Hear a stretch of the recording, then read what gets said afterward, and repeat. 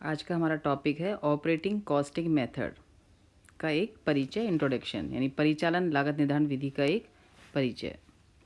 अनेक संस्थाओं में वस्तुओं का उत्पादन नहीं किया जाता है, वरन कुछ सेवाएं प्रदान की जाती हैं।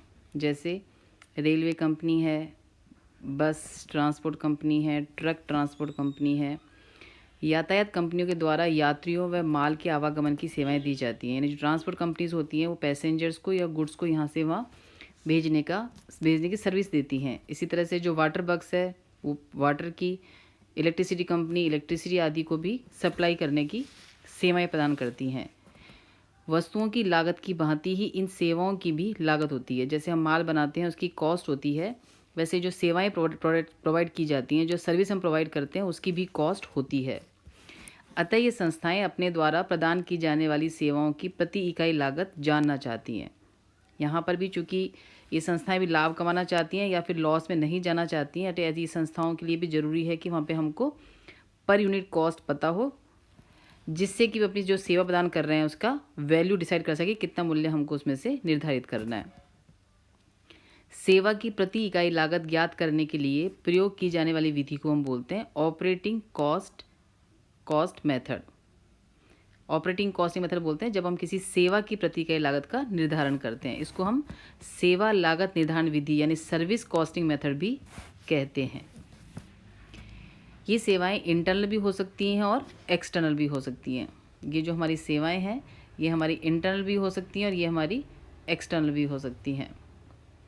प्रदान की गई सेवाएं आंतरिक अथवा बाह्य हो सकती हैं। जब सेवाएं कारखाने में ही इंटर डिपार्टमेंट के बेस पर एक दूसरे को प्रोवाइड की जा रही हैं तो उन्हें हम आंतरिक सेवाएं यानी इंटरनल सर्विस बोलते हैं। लेकिन जब सेवाएं बाहरी व्यक्तियों को यानी आउटसाइडर्स को हम प्रोवाइड करते हैं तो उन्हें फिर हम एक्सटर्नल सर्विस यानी बाह्य सेवाएं कहते हैं। फॉर एग्ज़ाम्पल, कारखाने के स्वयं के पावर हाउस से गैस या बिजली की पूर्ति करना। मतलब यदि कारखाना स्वयं के पावर हाउस से गैस या बिजली की पूर्ति करता है तो खुद को यदि करता है तो इंटरनल सर्विस हो जाएगी, और बाहर किसी को प्रोवाइड करता है तो वो एक्सटर्नल सर्विस हो जाएगी। ऐसे कारखाने से कैंटीन आदि की भोजन की व्यवस्था, तो कारखाने में तो कैंटीन है, कैंटीन का खाना यदि सिर्फ फैक्ट्री के एम्प्लॉयज़ को ही दिया जाता है, प्रोवाइड कर रहे हैं, तब तो हमारा कहलाएगा इंटरनल सर्विस। और यदि खाना हम बाहर किसी और को भी भेज रहे हैं तो फिर हमारा हो जाएगा ये एक्सटर्नल सर्विस। ऐसे बॉयलर गृह में भाप की पूर्ति आदि भी आपकी आंतरिक सेवा है। जबकि जन साधारण को गैस बिजली पानी की आपूर्ति जो हम करते हैं वो होटल सिनेमा और ट्रांसपोर्ट जो है ये आपकी एक्सटर्नल सेवा है। वो हमारी दोनों हो सकती हैं। जैसे गैस बिजली पानी की सुविधा जनरली हमारी एक्सटर्नल ही होती है, और ऐसे अपना होटल सिनेमा और ट्रांसपोर्ट की जो सुविधा है वो भी हमारी एक्सटर्नल होती है। ऑपरेटिंग कॉस्टिंग मेथड का जो हम पर यूनिट लागत निकालते हैं तो इसमें हमें इसकी गणना कैसे की जाती है, निर्धारण कैसे किया जाता है वो हम देखेंगे। पर परिचालन लागत निर्धारण, इसको अनेक चरणों में, मतलब अलग अलग स्टेप्स हैं इसके पूरे, इस स्टेप्स में आपको सॉल्व किया जाता है। अंतिम चरण में यानी फाइनल जो स्टेप होता है उसमें परिचालन लागत पत्र तैयार करके सेवा प्रदान करने वाली प्रति इकाई मूल्य निर्धारित किया जाता है। यानी बहुत सारे स्टेप्स हैं इसकी कॉस्ट को डिटरमिन करने का। उसमें जो लास्ट स्टेप है उसमें हम ऑपरेटिंग कॉस्ट शीट यानी ऑपरेटिंग कॉस्ट शीट बनाते हैं, और कॉस्ट शीट बना के हम टोटल कॉस्ट निकालेंगे, और टोटल कॉस्ट में उसकी इकाइयों का यानी यूनिट का डिवाइड करके हम पर यूनिट कॉस्ट निकालते हैं। इस उद्देश्य से सर्वप्रथम जिस प्रकार के कार्य के लिए ऑपरेटिंग कॉस्ट की गणना की जाती है उसकी प्रकृति का अध्ययन करना जरूरी है। मतलब कॉस्ट हमको यदि निकालनी है तो सबसे पहले हम देखेंगे कि उस कॉस्ट यानी उस सर्विस डिपार्टमेंट का नेचर कैसा है, उसकी प्रकृति कैसे है, उसी से हमारी कॉस्ट और यूनिट तय होती है। तो जो हम सेवाएं प्रोवाइड करते हैं, प्रदान की गई सेवाओं की जो प्रकृति हमारी किस किस तरीके की हो सकती है, उसमें पहली हमारी हो सकती है परिवहन सेवाएं यानी ट्रांसपोर्ट कंपनी। इस तरह की सेवाओं में हम बस, ट्रक, रेलवे, ट्रामवे और एयरवेज आदि को इंक्लूड करते हैं। मतलब ऐसी कोई भी सर्विस प्रोवाइड करने वाली संस्था जो पैसेंजर को या गुड्स को या डाक को, पोस्ट को यहाँ से वहाँ भेजने का काम करती है, वो सब हमारी इंक्लूड हो जाएंगी ट्रांसपोर्ट कंपनी में, जिसमें बस भी आ सकती है, ट्रक आ सकता है, रेलवे आ सकता है, ट्रामवे आ सकता है, और एयरवेज भी इसी में इंक्लूड किए जाते हैं। तो इनका अपना एक अलग तरीका होता है कॉस्ट निकालने का और उनकी यूनिट निकालने का। इसमें नेचर जानना इसलिए ज़रूरी है क्योंकि हर सेवा करने वाली का जिस तरह का नेचर होगा उसकी यूनिट उसी अकॉर्डिंग हमारी डिसाइड की जाती है। इसलिए इसमें ज़रूरी है कि हम पहले देखें कि वो किस प्रकृति का है। सेकंड हमारी हो सकती है सेवा विद्युत, पानी एवं गैस आदि की आपूर्ति संबंधी सेवाएं। इस प्रकार की सेवाएं मोस्टली सरकारी अथवा अर्ध सरकारी, चूँकि बहुत बड़े लेवल की होती हैं तो जनरली ये हमारी निजी नहीं होती हैं, ये हमारी गवर्नमेंट या सेमी गवर्नमेंट बॉडी द्वारा प्रोवाइड की जाती हैं। तो इस प्रकार की सेवाओं के लिए भी अलग प्रकार से लागत इकाई का प्रयोग किया जाता है। थर्ड जो हमारी आ सकती है नेचर के अकॉर्डिंग, वो हमारी हो सकती है होटल एवं आवास संबंधी सेवाएं। जो होटल और रेजिडेंशियल जो सर्विस प्रोवाइड करवाते हैं वो इसमें इंक्लूड होती है। इसमें रहने का और खाने की सुविधाएं भी शामिल हो सकती हैं या अलग अलग भी हो सकती हैं, तो इसका भी अपना एक अलग तरीका होता है सॉल्व करने का। कैंटीन एवं मनोरंजन सुविधा संबंधी सेवाएं, तो ऐसे सभी डिपार्टमेंट जो कैंटीन की सेवाएं देती हैं डिपार्टमेंट को, या फिर जनसाधारण को खाने की आपूर्ति करती हैं, या फिर अलग अलग तरीके को एंटरटेनमेंट मनोरंजन की कोई चीज़ें प्रोवाइड कराती हैं, तो वो हमारी इस कैटेगरी के अंदर शामिल की जाएंगी। इसके अलावा भी कुछ और सेवाएं हो सकती हैं। सेवा प्रदान करने वाले उद्योगों का निरंतर विकास हो रहा है, अतः सभी प्रकार की सेवाओं को प्रदान करने वाली संस्थाओं को निश्चित वर्गों में हमारा बांटना अभी भी संभव नहीं है, क्योंकि ग्रेजुअली हमारी सर्विस का जो दायरा है वो बढ़ता जा रहा है। मुख्य रूप से सिनेमा है, हॉस्पिटल है, लाइब्रेरी है, रोड का रिपेयरिंग का जो सड़क मरम्मत भी अपने आप एक बहुत बड़ी सर्विस प्रोवाइड करने वाली यूनिट बनती जा रही है। रोड के ऊपर जो लाइटिंग की फैसिलिटी होती है वो भी हमारी एक सर्विस यूनिट है। चार्टेड अकाउंटेंट द्वारा जो हम परामर्श दी जाती है ये भी सर्विस यूनिट्स हैं। इस तरीके से डे बाय डे हमारी सर्विस जो कि बहुत बढ़ती जा रही है, उसके अकॉर्डिंग हमारी ये डेली इसमें कुछ सेवाएं ऐड हो रही हैं ग्रेजुअली आपको। तो इसमें फिक्स नहीं कह सकते कि हमें ये क्राइटेरिया बांटना होगा, जैसे हमें मिलेगी उसके अकॉर्डिंग हम उसका नेचर देखकर उसकी यूनिट की गणना करेंगे। मुख्य रूप से जो ऑपरेटिंग कॉस्ट की लागत की गणना है वो इस तरीके से की जाती है, यानी ऑपरेटिंग कॉस्ट जब हम निकालेंगे तो कॉस्ट निकालने में सबसे पहले हम व्ययों का संग्रहण करते हैं। जितने भी खर्चे हमने किए हैं उसको हम कलेक्ट करते हैं कि किन किन खर्चों को हमने किया है, और उन खर्चों को हम पिछले जो अनुभव हैं या फिर उनका जो नेचर है उसके अकॉर्ड ध्यान रखते हैं हम व्ययों का अनुमान भी लगा सकते हैं, यानी संग्रहण भी कर सकते हैं। और यदि है हमको पहले से ही निकालनी है एस्टिमेटेड कॉस्ट, तो हम पिछले अनुभव के आधार पे या व्ययों की प्रकृति को ध्यान में रखते हुए व्ययों का अनुमान भी लगा सकते हैं। व्ययों को इकट्ठा करने के बाद हम करते हैं इसका क्लासिफिकेशन, इसका हम वर्गीकरण करते हैं।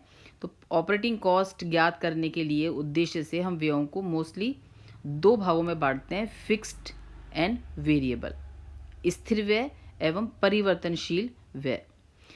ये जो खर्चे हैं कि कौन से स्थिर होंगे कौन से परिवर्तनशील होंगे ये भी हमारे फिक्स नहीं होते हैं, वो सर्विस प्रोवाइड करने वाली यूनिट के अकॉर्डिंग हमें डिसाइड करेंगे कि उसके नेचर देखते हुए देखेंगे कि कौन से खर्चे ऐसे हैं जो उसके लिए फिक्स्ड होंगे और कौन से खर्चे ऐसे हैं जो उस सर्विस प्रोवाइड यूनिट के लिए हमारे वेरिएबल होंगे। तो ये भी फिक्स नहीं है, नेचर देखकर डिसाइड किए जाते हैं। लेकिन जो हम ऑपरेटिंग कॉस्ट शीट बनाएंगे उसके लिए हम खर्चों को दो भागों में बांटना जरूरी होता है, फिक्स कॉस्ट में और ऑपरेटिंग कॉस्ट में। थर्ड नंबर पे जो हम निकालेंगे इसमें वो हमारी होती है परिचालन इकाई की गणना, कंप्यूटिंग ऑफ ऑपरेटिंग यूनिट। जैसे प्रोडक्शन यूनिट में तो आप जो इकाई बना रहे हैं वो जब बन के तैयार होंगी तो जितनी इकाइयाँ बन के तैयार होती हैं वो हमारी यूनिट्स होती हैं, जिसको हम डिवाइड करके पॉइंट कॉस्ट निकाल देते हैं। लेकिन सर्विस प्रोवाइड जो यूनिट्स होती हैं उसमें हम सर्विस के नेचर के अकॉर्डिंग उसकी थोड़ा अलग तरीका होता है निकालने का। तो यहाँ पे परिचालन इकाई की लागत की गणना में आपको ध्यान दी जाती है। तो प्रदान की गई सेवा की प्रति इकाई लागत ज्ञात करने के लिए लागत की उचित इकाई का चयन किया जाना चाहिए। उचित इकाई का चयन कार्य की प्रकृति एवं लागत ज्ञात करने के उद्देश्य पे निर्भर करता है। फॉर एग्जाम्पल, एक यात्री परिवहन कंपनी यह जानना चाहती है कि एक यात्री को 1 किलोमीटर की दूरी तक ले जाने की लागत क्या होगी, तो एक लागत क्या होगी, अथवा एक विद्युत कंपनी के लिए 1 किलोवाट विद्युत 1 घंटे तक प्रदान करने की लागत ज्ञात की होगी। तो दोनों के लिए जो इकाइयाँ होंगी वो हमारी अलग अलग होंगी। तो जैसे फर्स्ट में ट्रांसपोर्ट कंपनी में हमारा जो इकाई होगी वो होगी प्रति यात्री किलोमीटर, जबकि सेकंड सिचुएशन में यानी विद्युत कंपनी के लिए जो हमारी इकाई होगी वो होगी प्रति किलोवाट घंटा। तो यहाँ पे आपकी जो सर्विस है उसका नेचर देख के डिसाइड करेंगे कि हमारी यूनिट क्या होगी। सामान्यतः ये लागत इकाई भी हमारी दो प्रकार की हो सकती हैं, एक होती है सरल इकाई और एक हो सकती है हमारी मिश्रित इकाई। सरल इकाई की गणना करते समय केवल एक ही तत्व का ध्यान रखा जाता है, इसमें सिर्फ एक ही चीज़ पे ध्यान देते हैं, तो वो हमारी कहलाएगी सरल इकाई। जैसे शिक्षण संस्था के लिए प्रति छात्र, परिवहन कंपनी के लिए प्रति किलोमीटर अथवा प्रति टन। यदि हम इकाई निकालते हैं तो ये हमारी सरल इकाई होगी, जिसमें हम सिर्फ एक ही तत्व को ध्यान रखते हैं। जैसे यहाँ पे एजुकेशन इंस्टीट्यूशन में आपने सिर्फ प्रति छात्र कॉस्ट निकालनी है, तो यहाँ चूँकि हम सिर्फ छात्र को ध्यान रख रहे हैं तो ये हमारी कहलाएगी सरल इकाई। ऐसे परिवहन कंपनी में आप कॉस्ट को सिर्फ पर किलोमीटर निकालना चाहते हैं या फिर सिर्फ पर टन निकालना चाहते हैं, तो ये सब हमारी सरल इकाई के अंदर शामिल की जाएंगी। पर सामान्यतः इन सेवाओं में सरल इकाई काम में नहीं ली जाती है। तो हमारी जो सेकंड इकाई है वो हमारी हो जाएगी मिश्रित इकाई अथवा संयुक्त इकाई। संयुक्त इकाई से तात्पर्य लागत की दो इकाइयों को मिलाकर बनाई गई इकाइयों से होता है। यानी यहाँ पर हम दो एलिमेंट्स को ध्यान में रखते हैं और फिर हमारी इकाई बनती है। अर्थात संयुक्त इकाई के निर्धारण में दो तत्वों को सम्मिलित किया जाता है। जैसे मालवाहक कंपनी है, हमारी ट्रक है, तो ट्रक किलोमीटर की डिस्टेंस भी तय करती है और उस पर कितना टन माल ढोया जा रहा है, जो कितना टन माल लेके जा रही है वो भी उसमें दो चीज़ तय करती हैं, कितने किलोमीटर गाड़ी ने रन किया है और कितना माल वो लेके गई है। तो दो इकाई हो जाएंगी यहाँ पर, एक किलोमीटर और एक ढोया गया माल। तो यहाँ पे जो इकाई बनेगी वो बनेगी हमारी टन किलोमीटर। ऐसे सपोज करो कि कोई बस हमारी पैसेंजर लेके जा रही है, तो यहाँ पर भी होगा कि बस ने कितना डिस्टेंस कवर किया है, यानी कितने किलोमीटर बस चली है हमारी और कितनी यात्रियों को लेके गई है। तो यहाँ भी दो एलिमेंट हो जाएंगे हमारे, किलोमीटर और यात्रियों की संख्या। तो ये भी हमारी कहलाएगी मिश्रित इकाई। और यहाँ पे मिश्रित इकाई हो जाएगी हमारी यात्री किलोमीटर। तो इन दोनों तत्वों के मिश्रण को ही हम टन किलोमीटर या यात्री किलोमीटर कहते हैं। सामान्यतः इस तरह की इकाइयाँ ही काम में ली जाती हैं। यात्रियों की संख्या को दूरी से गुणा करके यात्री किलोमीटर और ढोए गए माल को दूरी से गुणा करके हम टन किलोमीटर ज्ञात करते हैं। यानी कितना डिस्टेंस हमने कवर किया है मल्टीप्लाइड बाय कितना टन माल लेके गए हैं। यदि हमको निकालना है टन किलोमीटर, यदि हमको निकालना है यात्री किलोमीटर, तो हम निकालेंगे कितने किलोमीटर गाड़ी आपकी चली है मल्टीप्लाइड बाय कितने यात्रियों को, पैसेंजर्स को वो लेके गई है। तो ये हमारी कहलाएगी मिश्रित इकाइयाँ।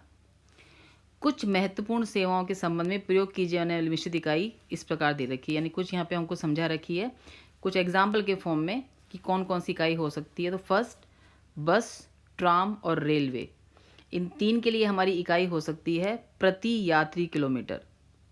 और यदि ये ट्रक और मालगाड़ी यानी माल परिवहन है तो फिर हमारी हो सकती है पर टन किलोमीटर या फिर पर क्विंटल किलोमीटर।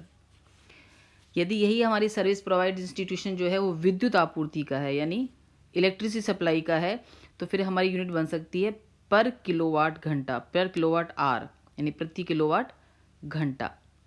यदि जल आपूर्ति वाली संस्था है, सेवा करने वाली हमारी कोई यूनिट है, तो कितना गैलन पानी हमने दिया है और कितने घंटे दिया है, तो यहाँ पे हमारा निकल जाएगा पर गैलन आर या फिर पर आर 1000 लीटर। यदि हमारी ये यूनिट हॉस्पिटल है तो फिर हमारी यूनिट हो सकती है पर पेशेंट डे या फिर पर पलंग डे। मतलब यहाँ पे हम कितने पैसेंजर है वो देखेंगे और कितने दिन तक वो पैसेंजर, कितना पेशेंट पर पेशेंट देखेंगे और पेशेंट कितने दिन तक रहा है, दो चीज़ ध्यान रखेंगे, कितने पेशेंट है और कितने दिन तक वो वहाँ पर रहा है। यदि पेशेंट नहीं देखना है तो हम पर पलंग भी देख सकते हैं, कितने पलंग है उस हॉस्पिटल में और कितने दिन वो रहे हैं। यदि हमारी जो इंस्टीट्यूशन है वो कैंटीन है तो फिर हम देखेंगे पर पर्सन फूड, यानी एक व्यक्ति ने कितना खाना लिया है, कितने वहाँ पे व्यक्ति हैं, कितना खाना सप्लाई हुआ है, तो पर पर्सन फूड हमारी यूनिट हो सकती है। या फिर पर पर्सन पर कप टी भी हो सकती है। यदि चाय की है, सिंपल चाय सप्लाई करती है, तो हम देखेंगे कितने लोग हैं और कितनी चाय उनको दी गई है, तो हमारी हो जाएगी पर कप टी। यदि इंस्टीट्यूशन हमारा होटल है तो होटल में हमारा आ जाएगा एक तो पर कमरा पर डे या फिर पर पैसेंजर पर डे, जो भी गेस्ट पर गेस्ट पर डे, मतलब या तो हम देखेंगे पर कमरा पर डे या फिर देखेंगे हम पर कस्टमर पर डे, यानी कितने कस्टमर वहाँ रुक रहे हैं और कितने दिन वहाँ पर रुक रहे हैं। यदि ये सिनेमा थिएटर है तो फिर हम देखेंगे पर पर्सन पर शो, यानी व्यक्ति को भी देखेंगे कितने व्यक्ति हैं देखने वाले और कितने शो वहाँ पे हो रहे हैं। यदि ये लाइब्रेरी है तो पर पर्सन पर डे, यहाँ पर वही हो जाएगा कितने लोग लाइब्रेरी में आ रहे हैं और कितने दिन वो पढ़ने के लिए आए हैं। इनको मल्टीप्लाई करके हम निकालेंगे लाइब्रेरी का। यदि सड़क अनुरक्षण यानी आपकी रोड मेंटेनेंस का है तो फिर हम निकालेंगे पर वर्ग किलोमीटर, कितने वर्ग कितने स्क्वायर के हिसाब से हम ले रहे हैं और कितने किलोमीटर सड़क का मेंटेनेंस की गई है। तो ये वो कुछ फॉर एग्जांपल कुछ उदाहरण के रूप में दे रखी है कि ये लागत की इकाइयाँ हो सकती हैं। यदि आप आपको इकाइयाँ, मिश्रित इकाई यदि आपको निकालनी हो तो। इस बात हम देखते हैं preparation of operating cost statement. इसमें बताया गया था, पहले मैंने आपसे कहा था कि इन सब यानी कॉस्ट का हम कलेक्शन कर लेंगे, फिर क्लासिफिकेशन कर लेंगे, उसके बाद यूनिट निकाल लेंगे।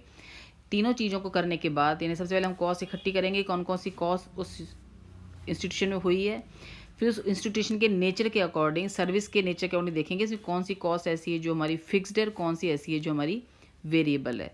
थर्ड स्टेप में हमने उसकी क्या निकाली है, इकाई निकाली है, जो हमारी सरल इकाई भी हो सकती है और वो हमारी मिश्रित इकाई भी हो सकती है। जहाँ तक हो सके हमें संयुक्त इकाई या मिश्रित इकाई को ही काम में लेना है, जिसमें दो तत्वों को मल्टीप्लाई किया हुआ होगा।